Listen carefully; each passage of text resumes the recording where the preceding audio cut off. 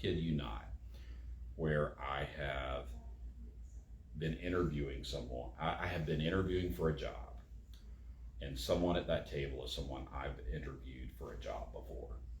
And I remember being in one interview, and afterwards someone comes up to me, I'm like, oh, you look familiar. And they say, yeah, you interviewed me for a job a few years ago. You didn't hire me. And I'm like, oh, well, sorry. But they said, no, you treated me so well, and you were so professional about it. And I really appreciated it. So you just never know where dots are going to connect. That's true. That's very true. Hi, everybody. Thank you so much for tuning in to our Career Center Instagram Live. My name is Leah and I'm the Office and Marketing Manager here in the Career Center. And today we have a very special guest. President Coker is joining us for a very fun session regarding professionalism in careers. And so we're going to have an amazing chat today. Thank you so much, Dr. Coker, for stopping by. Thrilled to be here. Looking forward to our conversation. Absolutely. Well, thank you so much for also tuning in to our Make Your Move Mondays. He told me before the recording started that he's been tuning in to our Instagram Live videos as well. I have been keeping an eye on things. Yes. So seeing if I can learn, a thing or two maybe. You could learn. Yeah. I love it. You never know. Well, like I said, today's topic is professionalism and careers. Are Absolutely. You ready? I think so. We will see shortly. Sure. Okay, guys. Question number 1, Dr. Coker. How would you define professionalism as it relates to college students? Yeah. So I think for college students, when we're thinking about professionalism, it probably, gets into, as students think about roles, starting to begin internships, even maybe a student employment position on campus, even, and how you really choose to conduct yourself, in those professional settings, whether it be that first internship or whether it be, that on-campus job. I think it is about learning kind of the norms in the workplace, learning what are behaviors that are appropriate, yes. And acceptable in the workplace. You can learn about that by, I think, number 1, observing, always observing, and also asking questions.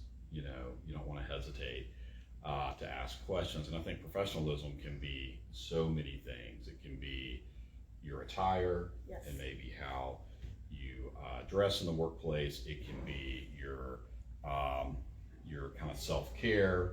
And if you come in showered and shaved. Emphasis on showered. Yeah, the showered and shaved piece is a good thing. I think it also gets into, how you relate and act with the others in the workplace. The types of conversations you have, the things that you talk about and perhaps don't talk about, perhaps most importantly. And then it's just, it gets into just, really the way you do the job, as well. I hear a lot of conversations these days about bringing your kind of complete self into the workplace. And I get that. I think we need to be careful when we're talking about professionalism that we're not trying to apply a sameness to everybody. That's because true. Diversity, I'm a big advocate for diversity. Yes. Is a beautiful thing. And that's part of what makes a workplace a rich place to work, is you've got different types of people with different backgrounds. So I'm not advocating for a sameness, but again, learning those acceptable behaviors, kind of those norms in the workplace. We often hear about boundaries. What are those boundaries? What are those things you perhaps don't discuss at work? And again, I think the best way to learn is, number 1, observe, those first few days, observe, yes. Take things in, but then ask questions too. I have always in my jobs had conversations about attire before I even started the job, the attire. I've always had conversations about, okay, I know the day starts at technically at this time, but what time do people get there? Things like that. Do people dress down on Fridays? Is that okay? Assuming there's a dress code of any sort. And then you and I were joking right beforehand that, sometimes religion and politics are things that maybe you don't get into in a workplace. And so that can be a pretty good guideline as well. Oversharing about your personal life. There's just some things to be conscious of. And again, I don't want everyone to think I'm trying to fit everyone into one specific mold. Yes. But again, I think universally there are some norms and behaviors that are acceptable and not acceptable, and really just trying to get a good handle on those is my advice to everyone. And Dr. Coker, do you think it's important to, as a university president, I'm a Maryville College employee, we have a lot of Scots who are watching and will watch the archive. It's very important for us to understand that wherever we go, we represent Maryville College. Absolutely. So we need to act accordingly. Absolutely. I mean, I certainly think about that, and sometimes for me as a president, I don't expect everyone to be subject to the same expectations I might be subject to, which sometimes involve when I want to go to the grocery store looking a certain way, and I know that I'm going to see 10 people I know, Yes. I might decide to, look a little better Yes. than I might have normally thought I could go out looking. But yeah, I mean, if you, for me, an example would be, if I've often had these conversations with students over the years that, we're not trying to scrutinize every single corner and aspect of your life, beyond college, but, one Maryville College graduate and someone's impressions on that person can really impact the way they think about us in general. Sometimes if an employer brings on one Maryville College student and that student engages in some behaviors that perhaps aren't professional, that it could certainly affect our ability to have that employer hire additional students. I'm not saying it's irreparable, but we all get it. So yes, are you subject to the same expectations in the workplace as you are as you are on a Friday night at one of the bars, Two Doors, or whatever that place is, or that other one? No, but do you need to still be conscious of the fact that you could very well see someone from work, you could very well see someone with whom you interviewed 2 days ago? Yes. You got to think about that stuff. My career has taught me that our careers are really filled with so many full circle moments. They really are, and I have been in situations, I kid you not, where I have been interviewing someone. I have been interviewing for a job, and someone at that table is someone I've interviewed for a job before. And I remember being in one interview, and afterwards someone comes up to me, I'm like, oh, you look familiar. And they said, yeah, you interviewed me for a job a few years ago. You didn't hire me. And I'm like, oh, well, sorry. But they said, no, you treated me so well, and you were so professional about it. I really appreciated it. So you just never know where dots are going to connect. That's true. That's very true. And Dr. Coker, you have represented the institution in a variety of settings, in a variety of different methods and in different roles, etc. How has professionalism helped you in your role, and how could it help our students' roles maybe in their careers or internships? Well, as far as how it helps me, I think it just keeps me mindful that kind of a little bit of what we were just talking about, yes. That for me, I'm always truly representing the college, and that, and there's so many times, where I'm sitting at a stoplight locally, and someone will in the car next to me start waving at me, and I'm like, oh yeah, or and I'm like, glad I wasn't singing loudly, or doing something to embarrass myself. I think about it when I'm driving around, and how I drive. And I'm not saying everybody has to do that, but but I think it just kind of what we were just talking about. It makes me Yes. conscious that again, I'm always, representing the college, and I want to represent the college in the most positive light possible. And for our students, I would just say, I'm not asking you to think about every step you take 24/7, but I'm asking you just to take some pride.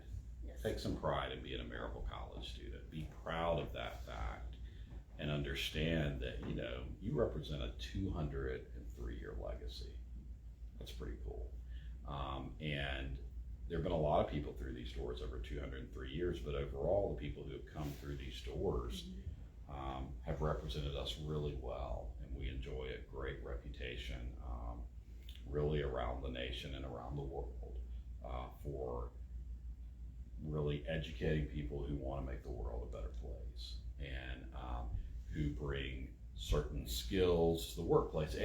And I'll say this, there's one local CEO, and some folks have heard this story before, but there's a local CEO who I went and I was touring his place of business, and he's like, I love Maryville College graduates. I love them. And I was like, well, why? And he says, well, number one, they have values. Wow.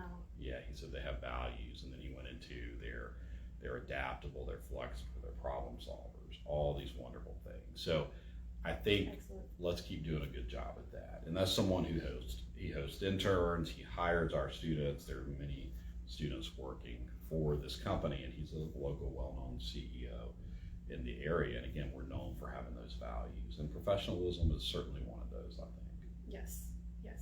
Well, related to being proud of our student body, which you and I are both extremely proud of our Scots, We as are. well as the Career Center and other Yeah. departments across campus. Go You know it. Scots! You know it.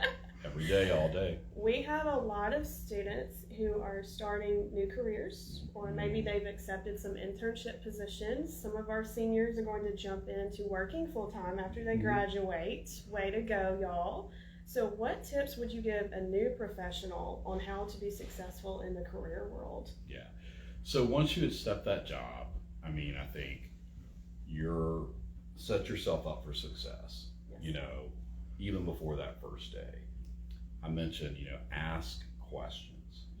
If you're not sure of something, go ahead and ask them. Again, ask about attire in the workplace. Ask about when folks get there, during the workday. If there are a lot of remote meetings, now that we're in, the world of Zoom and everything else, ask about expectations for really how those meetings work. Do you need a background like this? Do you need Yes. another type of background? That stuff's important. That is important. That stuff's important, and especially individuals perhaps in my generation. For us, it's especially, we're not used to looking at someone's, dirty kitchen or unmade bed in the background. It's something to think about. So, ask about things like that. And then when you get there, again, watch how others are conducting themselves. If there are people who obviously in that company have really been promoted quickly, who are highly valued, watch their behaviors. Because a good mentor and a good example, that person's going to model good behaviors for you. And so, take advantage of those. And again, don't hesitate to ask questions. If you're unsure of expectations, ask about them. And I think, again, while I do believe that we should bring our authentic selves to the workplace, take it easy. Take it easy as you introduce yourself. Let folks get to know you as you normally would in any setting, and just be thoughtful about how you share information, oversharing information, and avoiding some of those landmine topics that you and I were talking about a little bit earlier: the religion, the politics, the very personal details of your own lives and things like that. Well, even I think it's really important for entry-level candidates to ask a lot of questions. Do you think it's also good for an entry-level, someone who has taken an entry-level position to be coachable too? Oh, absolutely. Great. That's a great question. I think we're never too old to be coachable. Yes. We're never too experienced or too old to be coachable, because every job's a little different. Every workplace is a little different. For me, every college campus is different. Yes. You know, and I did a lot of research at one point on people who were senior administrators in higher education, namely presidents, and who failed.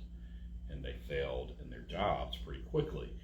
And a friend of mine and we did a lot of research on why they failed, and the number one reason was really a failure to learn and respect culture.